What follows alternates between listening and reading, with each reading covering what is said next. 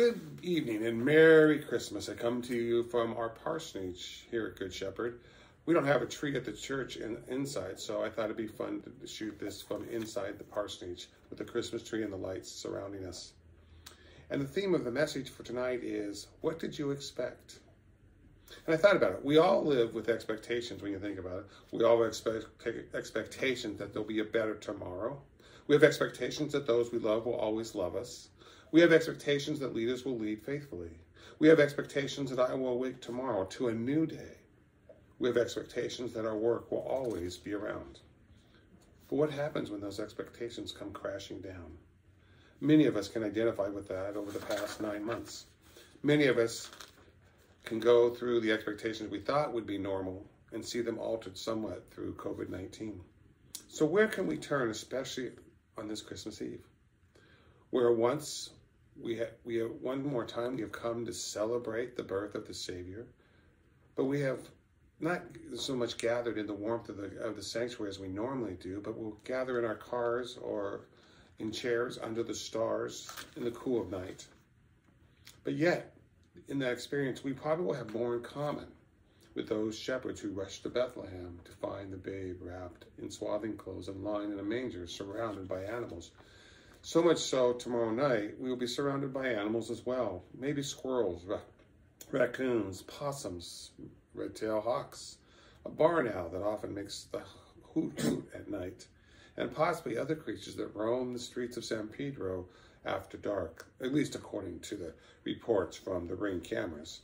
But I got to thinking about the characters in the story of the birth of Christ. And what were they expecting that first Christmas? Such as the angels who brought the news. What were they expecting? Or the shepherds who were caught flat-footed when the angels appeared with the news. Or the innkeeper who had no idea who came knocking at his door that night. And then, of course, there's Mary and Joseph. What in the world were they expecting? Or maybe more importantly, what was expected of them? And finally, what are you and I expecting to find from the Savior born in Bethlehem over 2,000 years ago today? So let's explore some of those expectations of the characters. What were the expectations of the angels as they came to the shepherds? I thought about that. What a task, if you think about it, that God had given them. Think about that for a moment. God told them to go to the shepherds of all people and to let them know about the events that were transpiring in Bethlehem. I wonder, though, if I was one of the angels, I may have looked at God and wondered, what was he doing? Why was he saying this to the shepherds? Really, Lord? You would want us to go and tell the lowliest of the lowly an announcement of a Savior being born this night? Really, Lord? But then I think they would have probably second-guessed that thought and realized that the Lord had chosen a young woman engaged to be married to carry the Savior. So I think they took the task with great joy and excitement, but knew that the shepherds would be terrified upon their presence in the hillsides of Bethlehem. Knowing this, they sent a single angel on ahead to bring the initial news, to ease the challenge that would be before them. Think about it, they would have all shown up at once. It probably would have scared the daylights out of the sheep and the shepherds. In fact, what I often say, exit stage left, the shepherds would have been out of there. But the angels disarmed their fears. And the angels expected the shepherds to respond favorably after the initial shock. The angels expected the shepherds to go with haste to Bethlehem and explore and find the babe in the manger. So the angels finished their task with great expectations for the shepherds. So what might have the shepherds been expecting? Now imagine being a shepherd that night. And tonight, we have much in common with those shepherds of Bethlehem. We too are gathered on a hillside overlooking the city of Los Angeles. The shepherds were there watching over their flocks of unblemished sheep to keep them safe until they could be used for the Passover feast in the spring. That aside, once the angels departed, they looked at one another in amazement and said, "Hey, let's go with haste and hurry down to see what has happened in the city of Bethlehem. Let's go see this thing the angels have talked about." They had expected to find a baby wrapped in swaddling clothes, which may have caused them to ponder, why would the babe be wrapped in swaddling cloth? The very same cloth they would wrap the young lamb in order to make it unblemished in birth. And when they arrived in Bethlehem, they expected to be challenged to try and find where this babe might be. What house was he in? Where would they find him? They were expecting to hopefully find others to share in this great event. They were expecting the sheep, hopefully, to stay in their pens while they were searching for the babe, at least until they returned. Good luck with that. But after all, they were watching the temple sheep. They were not their own sheep. And this was the great responsibility. They couldn't afford for one of the sheep to wander off. They expected to find a mother and a father with child.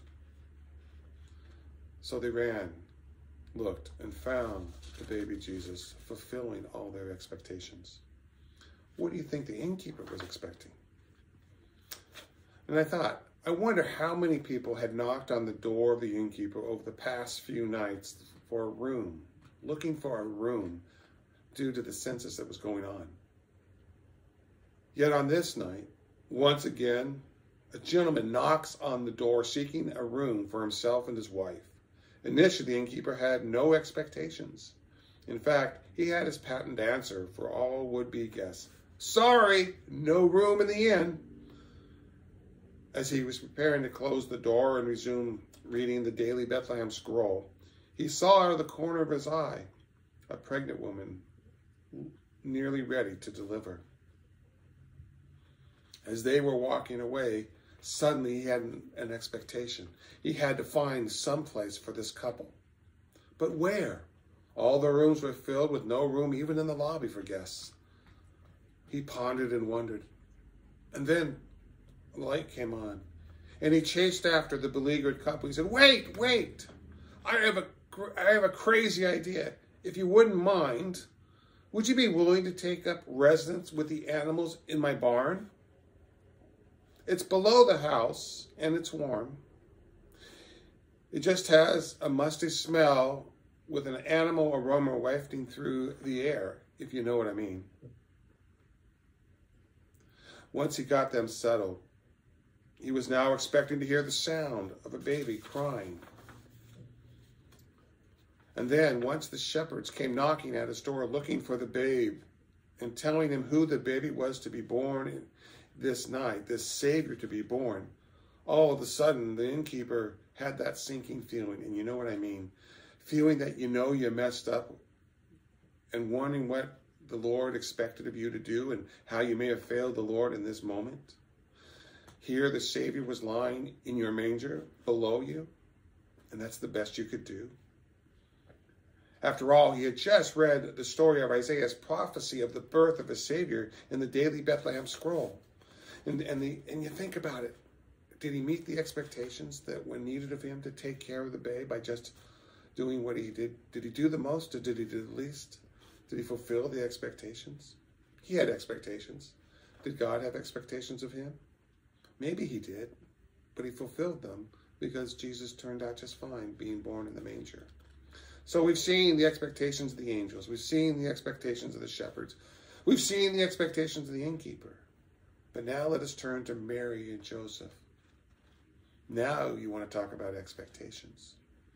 Mary and Joseph, from the moment the angels appeared to them, they were filled with expectations. As any expecting mother, you can imagine Mary's expectations, filled with what might happen for her child, how he would grow up to be a young man, and where he would be led in his life with the role of being the Savior. Filled with expectations beyond belief, expectations on how she might prepare him for his calling, expectation and hope that the world would receive and hear the message he would bring as the Savior of the world. And just imagine her expectations along with Joseph's expectations, a son, a firstborn son, one to follow in his footsteps, to be a carpenter initially until he took on his role to be the Savior of the world. Expectations of all things he could teach him, things he could do with him when he teaching him how to grow up. Expectations to carry on the family name. All these expectations that Mary and Joseph had, not knowing exactly how things would unfold. As the story unfolds later in Luke, we find out how they define what to expect for this baby child and what would happen as he grew in years to become the Savior of the world. And I thought about the babe in Bethlehem would grow to exceed all of our expectations. Let me repeat that. The babe in Bethlehem would grow up to exceed all our expectations. His journey would not be easy. His journey would not be without loss, nor disappointment, nor frustration, nor betrayal. Sound familiar? Even Jesus would turn around to discover his own expectations, sometimes put on hold. But when all was said and done, God fulfilled all of Jesus' expectations beyond our greatest imagination, to the point that we, you and I, are gathered for this holy night to celebrate the birth of Jesus 2,000 years later. God fulfilled those expectations in Jesus.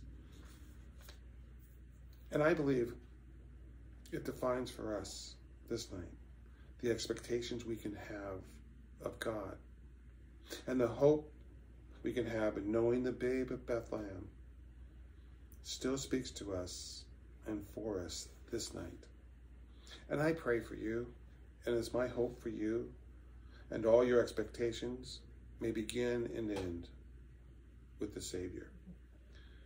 And may you know, and as I know, that God will, and I promise, will exceed all your expectations, as he did for the angels, as he did for the shepherds, as he did for the innkeeper, though so differently pointed out, as he did for Mary and Joseph, as he fulfilled the expectations of Jesus.